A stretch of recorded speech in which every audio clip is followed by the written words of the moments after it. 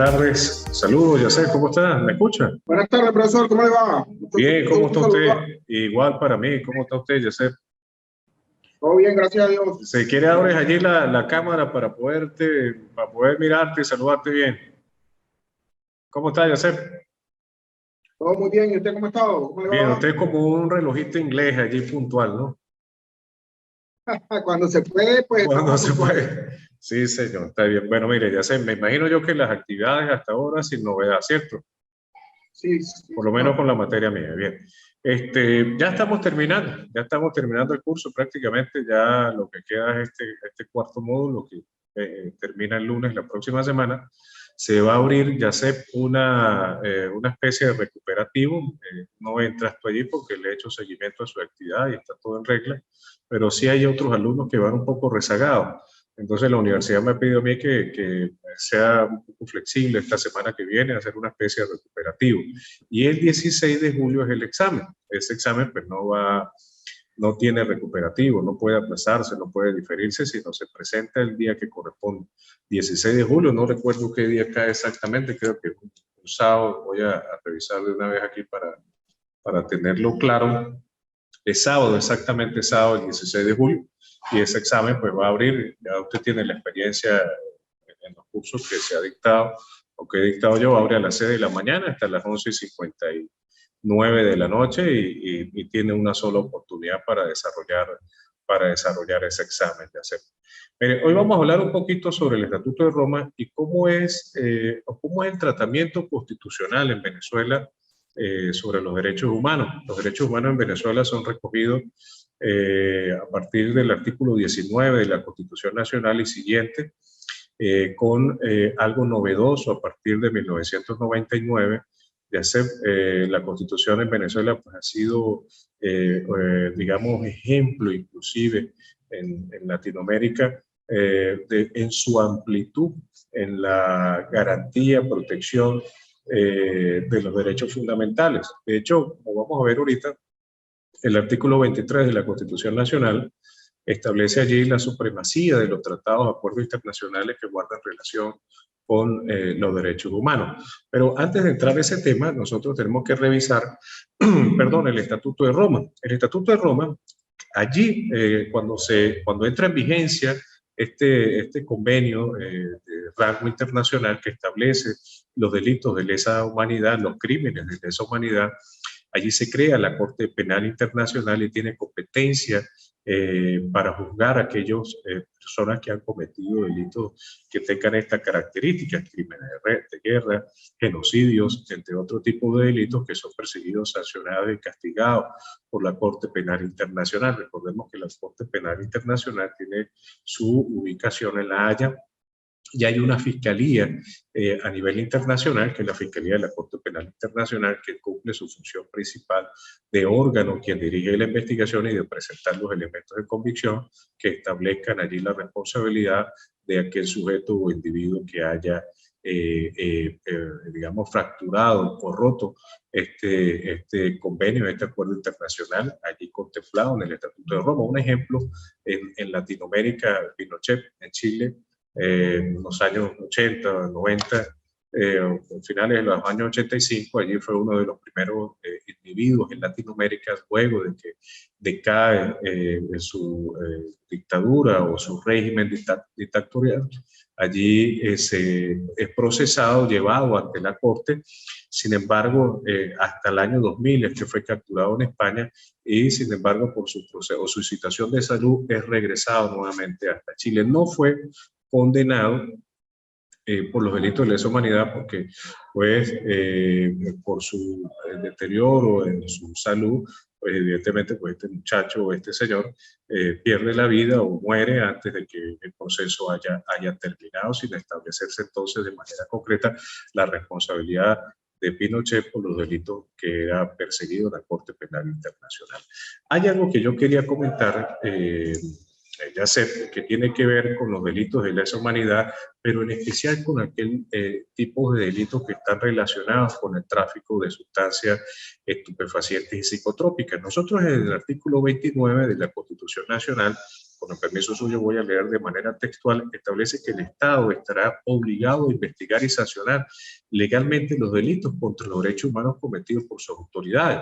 Las acciones para sancionar los delitos de lesa humanidad, violaciones graves de los derechos humanos y los crímenes de guerra son imprescriptibles. En Venezuela, conforme al artículo 19 de la Constitución Nacional, los delitos que tienen que ver con el tráfico de sustancias estupefacientes y psicotrópicas son imprescriptibles y son considerados delitos de lesa humanidad, pero la Constitución Nacional y la Ley Orgánica en materia de drogas no establece de manera clara y precisa que el tráfico de sustancias estupefacientes y psicotrópicas sea un delito de lesa humanidad.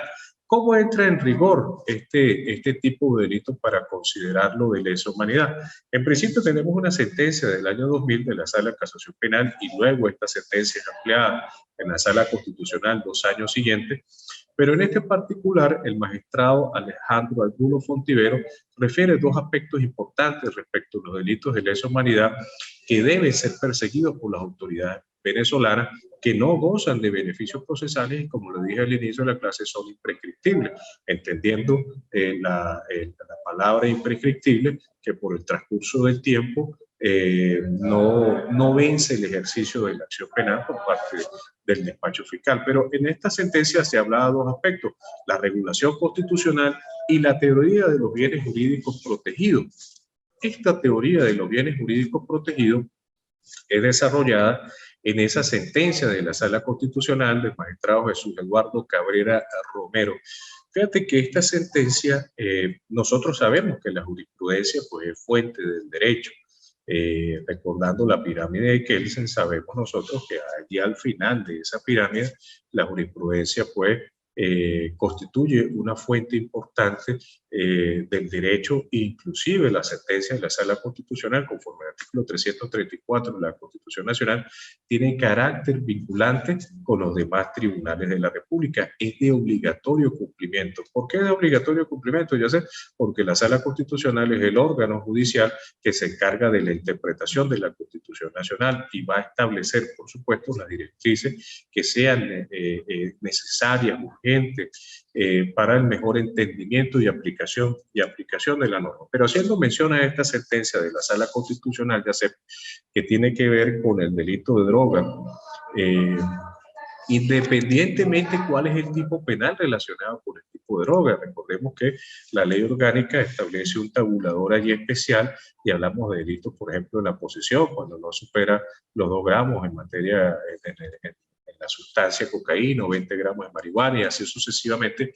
Hay un tabulador y un tipo penal y, por supuesto, una pena a aplicar a ese delito. Hablamos de 1 a 2 años, de 8 a 12, 12 a 18 y, por supuesto, de 15 a 25 años cuando se trata de tráfico de sustancias estupefacientes y psicotrópicas de mayor cuantía, cuando supera los 500 gramos de cocaína y los 5.000 gramos de marihuana.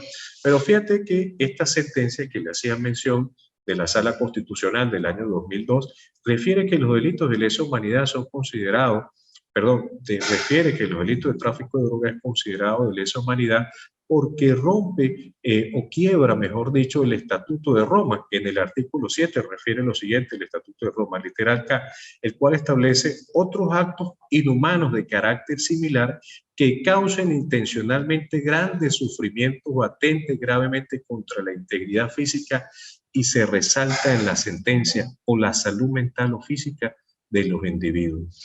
Entonces, estas dos líneas, ya sé, es lo que hace que los delitos de lesa humanidad por interpretación de la Sala Constitucional sea considerado un delito de lesa humanidad y por consiguiente imprescriptible. Y adicionalmente la propia Constitución y la Ley Orgánica de Sustancias Estupefacientes suspende el otorgamiento de ciertos beneficios procesales para aquellos que incurran en este tipo de delito.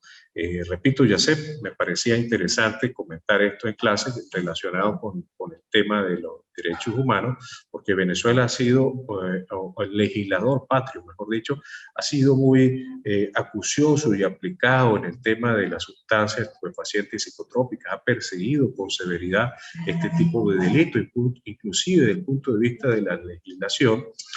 aun cuando habían esos vacíos legales, la propia jurisprudencia desde el año 2002, 2 años, 3 años, luego la entrada en vigencia de la Constitución, que no mencionaba el tráfico de drogas como un delito de lesa humanidad, fue la propia jurisprudencia que resolvió ese tema a través de esta sentencia de la Sala Constitucional, al mencionar allí que este delito, o mejor dicho, a tomar prestado el artículo 7, literal K del Estatuto de Roma, y hacer mención allí que ese tipo de delito, o mejor dicho, o cualquier otro delito que atente contra la salud mental o física de las personas debe ser considerado un delito de lesa humanidad. Nosotros sabemos que las sustancias estupefacientes y psicotrópicas causan un grave daño a la psique, a la persona, digamos, a la salud del individuo, pero no solamente a la salud de aquel que lo consume, sino que también a la sociedad. Sabemos nosotros que las sustancias estupefacientes y psicotrópicas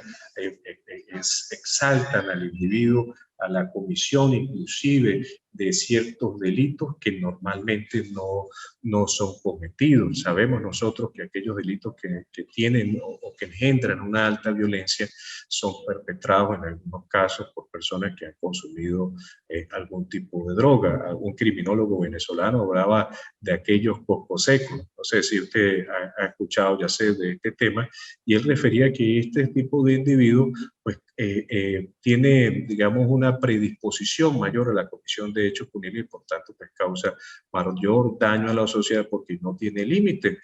No hay esa línea que pone una especie de barrera entre aquel delincuente común que no afecta o no agrede, mejor dicho, digamos, la estructura física de la víctima, sino solamente el patrimonio, mientras que hay otro tipo de delincuente que atenta inclusive contra la vida, la integridad física de la persona para apoderarse del bien del cual pretende tener materialmente en sus manos. Entonces, esa sentencia de la Sala Constitucional resulta de gran importancia para perseguir este tipo de delitos que son considerados de lesa humanidad en Venezuela. Y por supuesto, con la entrada en vigencia de la Ley Orgánica de Drogas en el año 2012, aumentó la pena en el tráfico de drogas. Antes del 2012 la pena era de 8 a 10 años y eso permitía inclusive que en aquellos casos antes del 2012 no se hablaba de mayor cuantía ni menor cuantía, fue hasta una sentencia del 2016 que vino aclarando esa situación.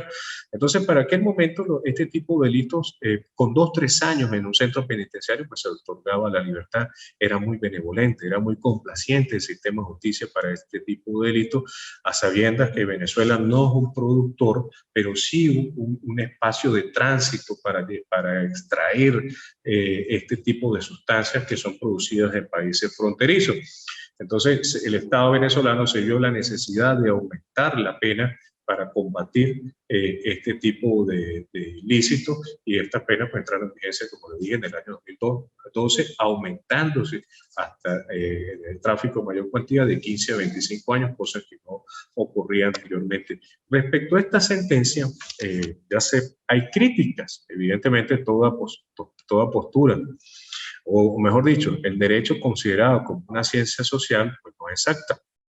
Todas las ciencias sociales, la criminología, la sociología criminal y en este caso el derecho, como ciencias sociales, pues van en busca de perfeccionarse, pero en ensayo y error.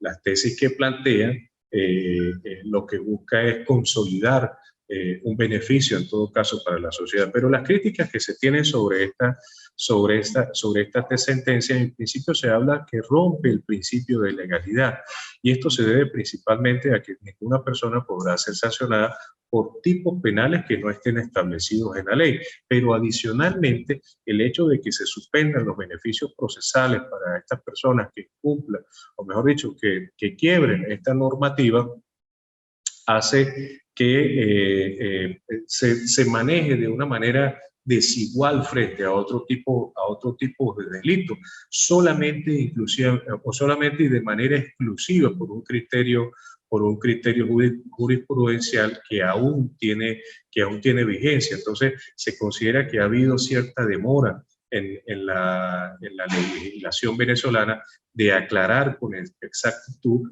el tipo penal relacionado con el tráfico de drogas y no dejarlo a un criterio jurisprudencial que puede ser cambiante, o como le dije, ha permanecido en el tiempo. Y adicionalmente se plantea el hecho, ya sé, de que el consumo de sustancias estupefacientes y psicotrópicas, a fin de cuentas, pues una decisión individual, ¿no?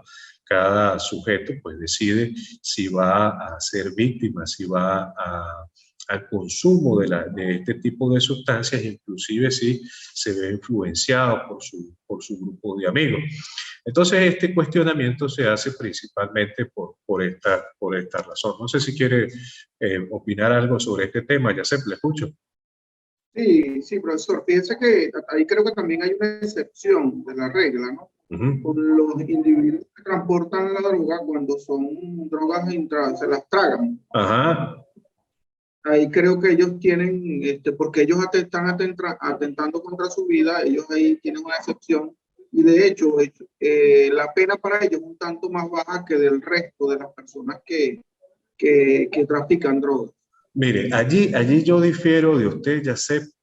Mire, yo siempre he dicho que lo que nosotros llamamos de manera coloquial la mula, aquella persona que es utilizada para el tráfico de sustancias estupefacientes y psicotrópicas, ocurre por diferentes razones, necesidades económicas, caprichos o inclusive bajo amenazas, no solamente para su vida o la integridad de su grupo familiar. Ha habido situaciones con esas características y en esas situaciones. No obstante, cuando es ingerida, en el caso que usted me da, no cambia las circunstancias en los tipos penales. Los tipos penales siguen siendo los mismos, dependiendo, por supuesto, de la cantidad de la sustancia que lleve en el peso neto. Cuando se determina cuál es el peso de la sustancia, es lo que va a permitir cuál es el tipo penal a atribuir y cuál es la pena a aplicar para ese tipo de delito. Pero no ocurre ningún atenuante, ya sea por el hecho de que lo haya llevado en su cuerpo, adentro de su cuerpo. Al contrario, la única atenuante que pudiera existir allí es que se produzca una admisión de hechos y allí pues tendrá una rebaja sustancial en la pena a aplicar, pero no hay una diferencia en la forma como lo lleve. Sí hay agravantes en el sentido cuando el infractor de la ley, el imputado, le hace modificaciones al vehículo, lo que llaman normalmente o comúnmente las caletas. Cuando se hacen las modificaciones a los vehículos, evidentemente allí sí hay una preparación previa, valga la redundancia, de pasar desapercibido o de alguna otra manera engañar a la autoridad para ocultar la sustancia que va a transportar. Eso hace que tenga un agravante y ese agravante inclusive puede aumentar hasta en 3/4 partes la pena a aplicar. Pero allí se ha planteado en los últimos años cierto conflicto desde el punto de vista procesal, ya sea en función de que hay individuos, por ejemplo, cuando llevan oculto adherido al cuerpo,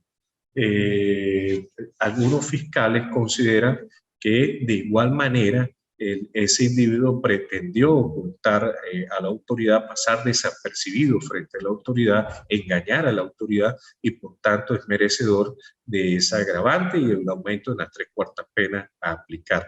Pero si usted revisa el artículo 161, numeral 11 de la Ley Orgánica de Sustancias Estupefacientes y Psicotrópicas, si mal no recuerdo, allí menciona única y exclusivamente cuando se hagan modificaciones al vehículo o la lleva oculta. No habla nada que esté adherida al cuerpo. Como lo dice expresamente la norma, entonces el tribunal está en la obligación de desestimar esa agravante que ha atribuido allí el despacho fiscal. Nosotros normalmente hablamos de ocultamiento de sustancias estupefacientes y psicotrópicas o tráfico en la modalidad de ocultamiento o de tráfico de sustancias estupefacientes y psicotrópicas con esa agravante. Pero en el ejemplo que usted me da, allí no hay ningún atenuante por haberlo llevado en el interior, dentro de su cuerpo. Esa es mi opinión. Respeto la suya. En la próxima clase entramos un poco más y volvemos allí a conversar sobre ese tema. Opinión personal, sino que, o sea, creo que eso de alguna manera, las personas que van dragadas, la pena les baja, es por eso, pues no lo veo como una opinión personal, porque opino lo mismo que usted, Ajá. que igual ellos son traficantes de droga, Claro. que están exponiendo su cuerpo, darla a trasladar es otra cosa, pero igual para ellos debe ser la misma pena. Lo que es que la ley los ayuda, creo, para poder bajarles la pena. Bueno, pero no es, procesalmente no es un atenuante. Con propiedad se lo indico, Yacet, no constituye un atenuante la forma como lo lleve, pero no es un agravante. El hecho de que lo lleve allí dentro de su cuerpo no constituye tampoco un agravante, como si hubiese llevado las modificaciones al vehículo. Ahora fíjate, como le dije al inicio de clase, Yacet, el artículo 19 de la Constitución Nacional le da gran importancia a la protección de los derechos humanos en Venezuela. Refiere el artículo de manera textual: el Estado garantizará a toda persona, conforme al principio de progresividad y sin discriminación alguna, el goce y ejercicio irrenunciable, indivisible e interdependiente de los derechos humanos. Fíjate que aquí hablamos de las 6, 7 principios de los derechos humanos que hablamos en la anterior clase. Su respeto y garantía son obligatorios para todos los órganos del poder público, en conformidad con la Constitución, con los tratados sobre derechos humanos suscritos y ratificados por la República y con las leyes que lo desarrollan. Fíjate que aquí, al final de este artículo, nos habla de conformidad con la Constitución. Se menciona, por supuesto, primero la Constitución y en segundo lugar se mencionan los tratados sobre los derechos humanos suscritos y ratificados por la República. Eso nos lleva a analizar el artículo 23 de la Constitución. Ha escuchado usted, ya sé, en su medio de trabajo, que algunos opinan de que los tratados y acuerdos internacionales tienen primacía constitucional. No sé si en algún momento pudimos hablar sobre este tema, ya sé. Sí. Sí lo hablamos. Bueno, igual vamos a conversarlo hoy otro poco. En función de que estos tratados y acuerdos internacionales tienen, según el artículo 23 de la Constitución Nacional, supremacía constitucional. Y yo quería escuchar tu opinión sobre este tema. ¿Considera usted que los tratados y acuerdos internacionales relacionados única y exclusivamente con los derechos humanos estarán por encima de la Constitución Nacional? ¿Se aplicarán con preferencia? Y esa es la segunda pregunta. ¿Se aplicarán con preferencia a las normas establecidas en la Constitución? Ya sé, considerando que la Constitución es conforme a los principios doctrinarios y recordando esta pirámide, que esa es la norma suprema, pero hay una excepción con los derechos humanos.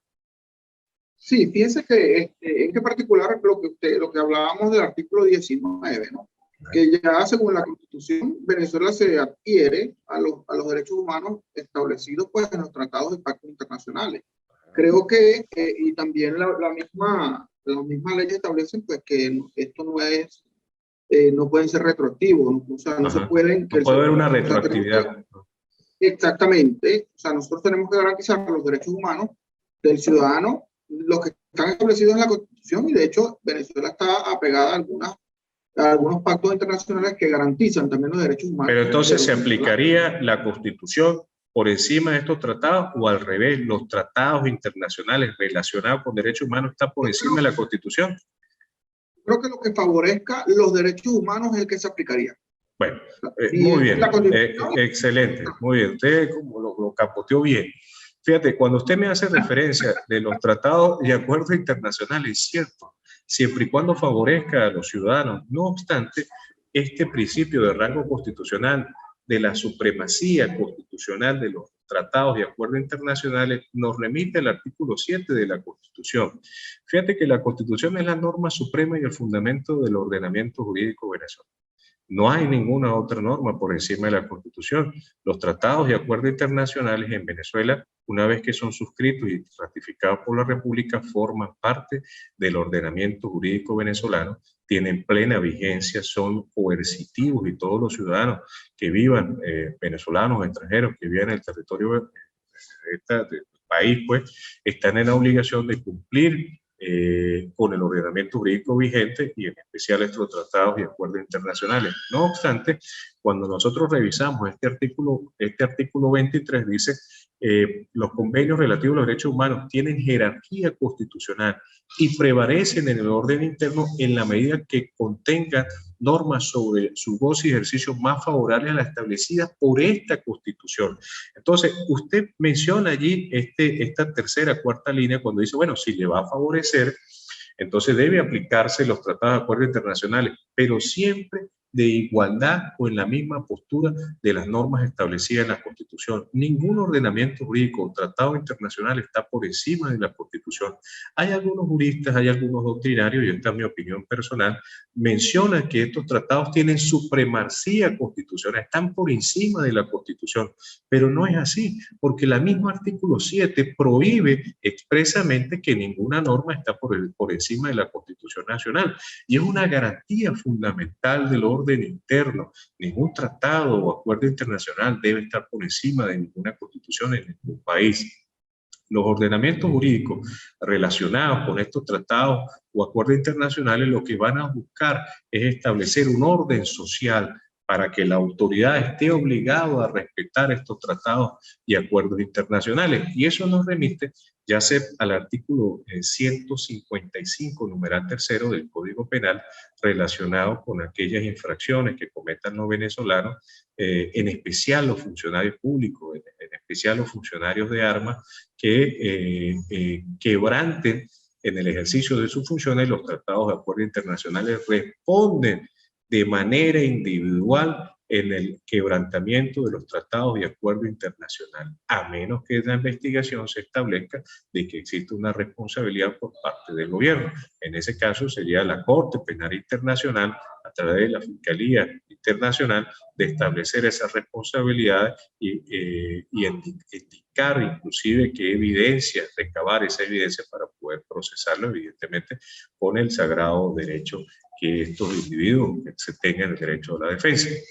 Ahora, vamos a hablar ya en esta parte de la clase que tiene que ver con la acción de amparo constitucional. Nosotros en Venezuela manejamos dos figuras importantes, que es el habeas data y el habeas corpus. Sabemos nosotros que el amparo constitucional está regulado por la Ley Especial de Amparo y Garantías Constitucionales, que entró en vigencia en el año 98, pero sufrió una modificación importante en el año 2002. En el 2002 entró en vigencia una ley especial que tiene que ver con, o mejor dicho, tiene el nombre de Ley Orgánica de Amparo a la Libertad y Seguridad Personal.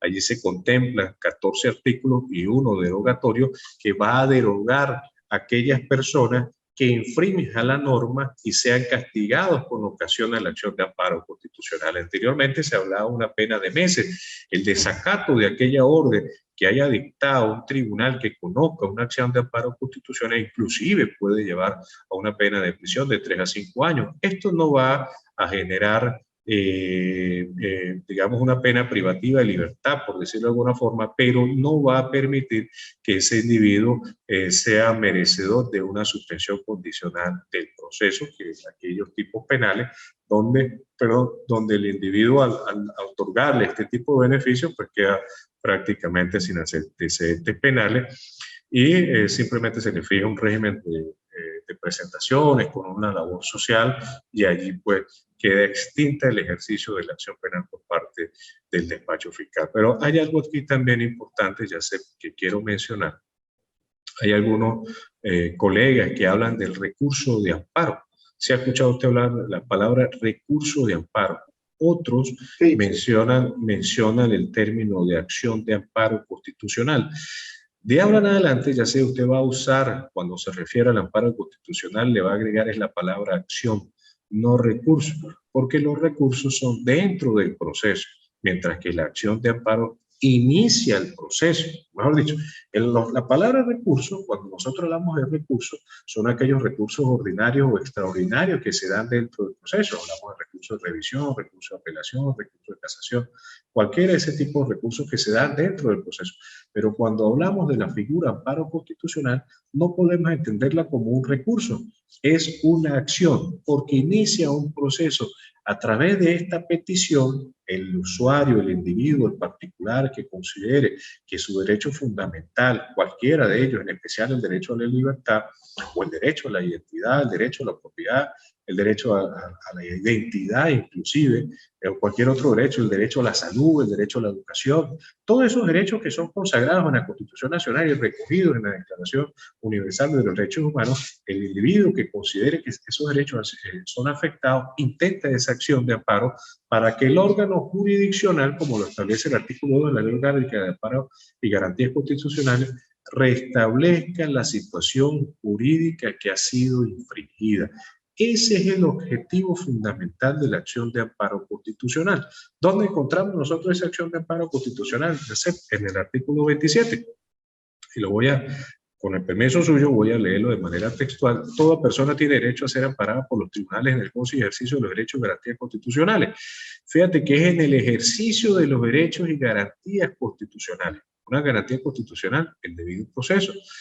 Pero no podemos pensar, por ejemplo, que dentro del proceso se cercene porque no se le practicó una diligencia de investigación a la persona que está siendo imputada, de inmediato lo faculta y lo va a legitimar para ejercer la acción de amparo constitucional. No, porque primeramente debe ejercer los recursos ordinarios. Si vaya y ejerce la acción de amparo sin haber ejercido la apelación, se la van a declarar sin lugar inadmisible, porque tiene que irse primero por la vía ordinaria.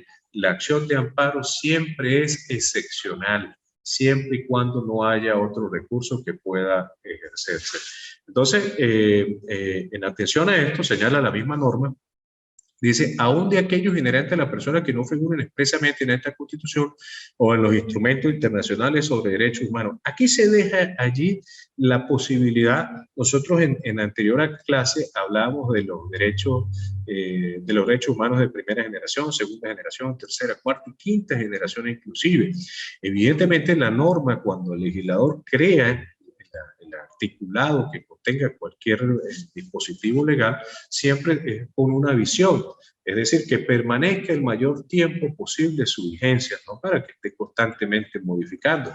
Entonces, este espacio aquí que establece la Constitución, aquellos derechos que no hayan sido reconocidos o que se encuentren o que no se encuentren en tratados internacionales, se debe principalmente a la evolución de la humanidad. Siempre aparecen a través de que va evolucionando el ser humano nuevos derechos que son reconocidos como derechos humanos. Un ejemplo de esto, el derecho al acceso al Internet, es considerado como uno de los derechos humanos de quinta generación. No está establecido en la Constitución Nacional como un derecho fundamental, pero sí ya está establecido en los tratados o acuerdos internacionales que ha suscrito por la República. Recordemos que el Internet pues tiene una vigencia de 30, 40 años a los otros. Entonces, lo que es el amparo constitucional, para definirlo, fíjate que nos habla allí que es un medio procesal que tiene como finalidad asegurar el goce y ejercicio de los derechos y garantías constitucionales, con las características que es oral, público, breve, sumario, gratuito, y no sujeto a formalidad alguna.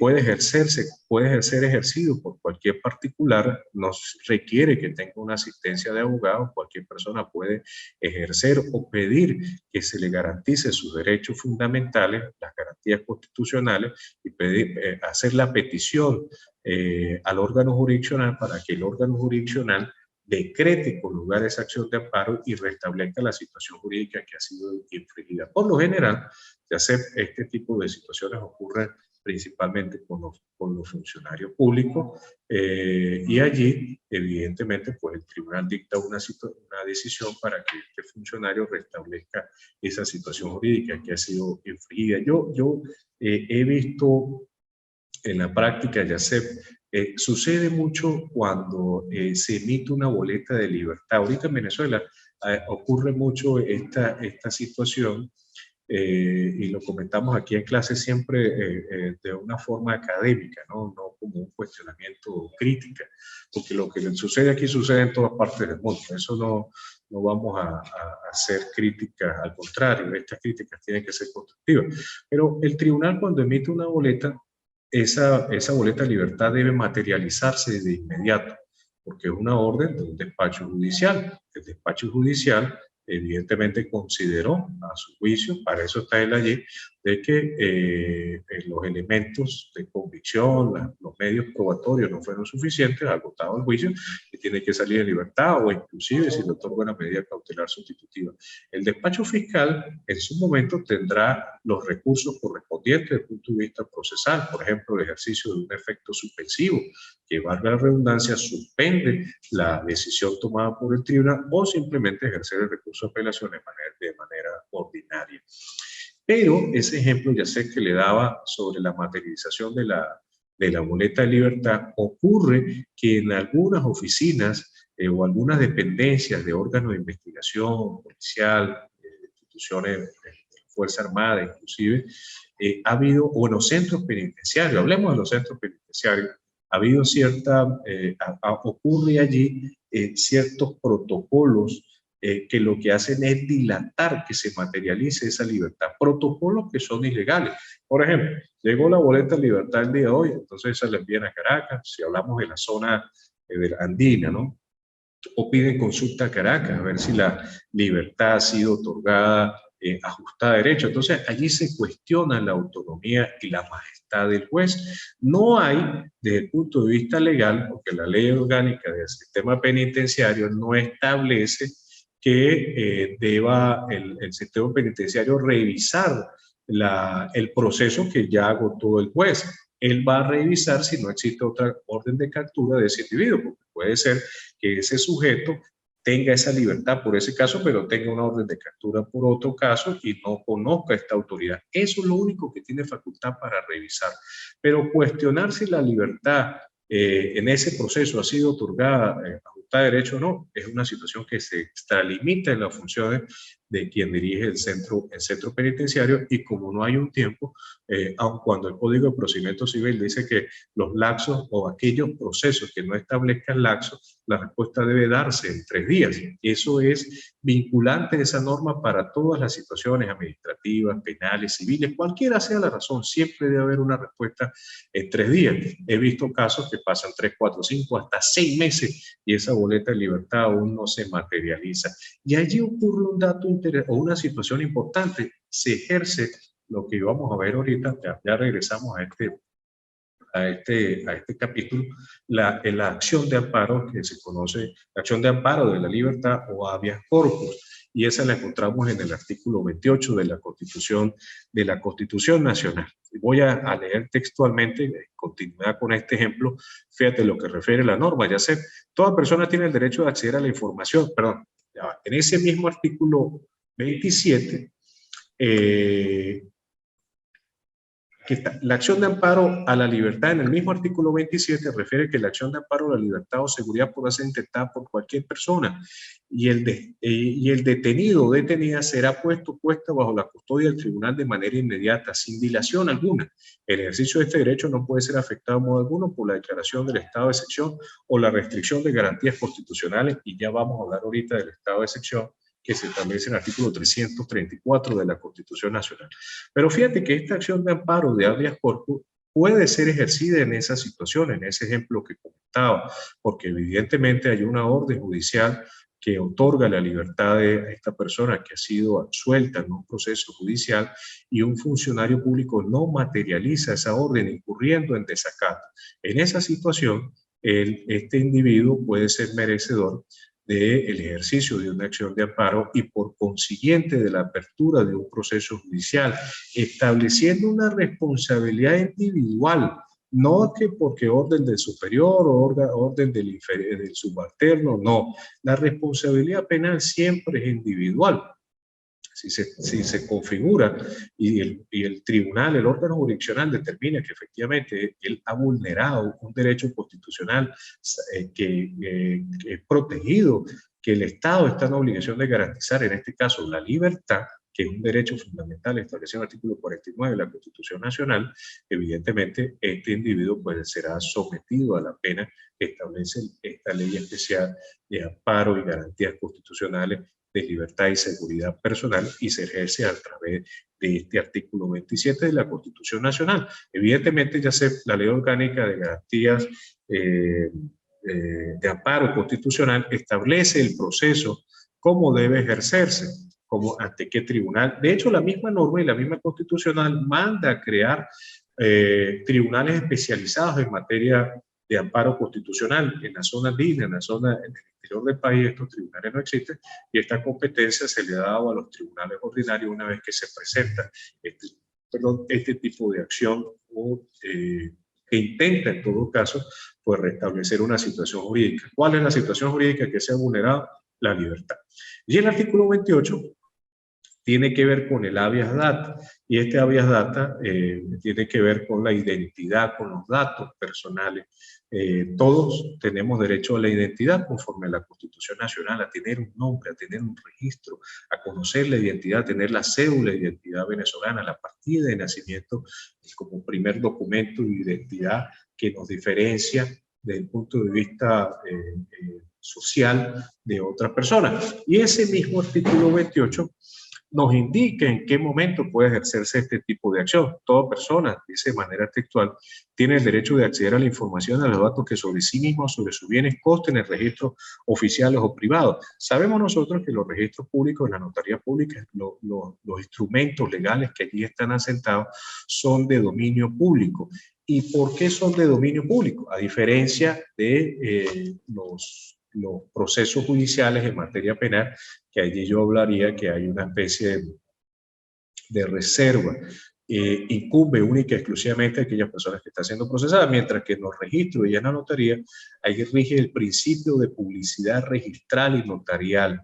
Todos los ciudadanos deben conocer cuál es la realidad de los documentos que allí reposan por una razón fundamental, que es una seguridad del tránsito jurídico de los bienes que allí se transmiten. Usted va a comprar una casa, Yacet, y usted tiene que ir a averiguar primero si sobre esa casa existe una hipoteca, porque si no, usted no la va a comprar, ¿sí o no? Y imagínense que usted no pueda tener acceso a ese libro, no va a saber si sobre ese inmueble hay una hipoteca o hay una prohibición de enajenar y gravar. Igual sucede con las notarías, verificar si ese documento ha sido autenticado allí en esa notaría, si quien le va a vender el vehículo verdaderamente es el propietario de ese vehículo. Entonces, allí en los registros y en la notaría, esta prohibición no se maneja por una razón práctica, pero sí sucede en los tribunales y puede ejercerse esa acción para conocer por qué razón usted está siendo inclusive investigado. A veces algunos despachos fiscales no son permisivos a la hora de cuando se produzca la investigación de permitirle a la persona que está siendo procesado de tener acceso a las actas de investigación, a menos que se haga acompañar de su abogado. Y tiene una característica también fundamental allí, es garantizarle a él el derecho a la defensa y el debido proceso, de manera que éste no sea confundido por las actas que él vaya a leer, que no entiende, a menos que sea abogado, por qué razón está siendo investigado y lo que va es a confundir su situación, jurídica. Ya sé, nos queda un minuto antes que termine la clase. No sé si quiere comentar algo, ya sé. No, profesor, de verdad que estamos bien claros ahí. Era en el caso del efecto suspensivo. Ajá. Creo que hay una modificación de la ley. Ajá. Porque antes con el efecto suspensivo el fiscal lo solicitaba y la persona quedaba aún privada de libertad. Ajá. Pero ya en el juicio ya no se ejerce solamente en la audiencia preliminar o en la audiencia de flagrancia. Y tiene, digamos, una justificación procesal, porque en la flagrancia y en la audiencia preliminar hay una sospecha seria de que él es responsable. Pero si ya se agotó todo el juicio, se evacuaron todas las pruebas documentales, testimoniales y se determinó que no es culpable, ¿para qué va a seguir preso? Siendo prácticos allí. Vamos a darle la libertad y usted, fiscal, si considera de que no está de acuerdo con la decisión, apele, pero usted fue testigo de todas las pruebas que aquí se evacuaron, testigo de todos los, mejor dicho, apreció, valoró todos los testimonios que aquí se presentaron y todos los documentos que se presentaron en un juicio prolongado en la mayoría de los casos y se determina allí que no hay responsabilidad. Sí, una modificación en septiembre del año pasado, cuando entró en vigencia el nuevo Código Orgánico Procesal, que hizo modificaciones sustanciables allí en esta norma adjetiva penal. Perfecto, Yacet. Sí, señor. Bueno, Yacet, un abrazo, feliz tarde. A mí bueno, estas despedidas así en televisión son medio extrañas, parece un canal de televisión, pero Pero bueno, es la manera de dar clase. Bueno, ya sé, feliz tarde. Estamos en contacto. Sí, señor. Dale, pues, saludos. Igual, chao, pues, chao.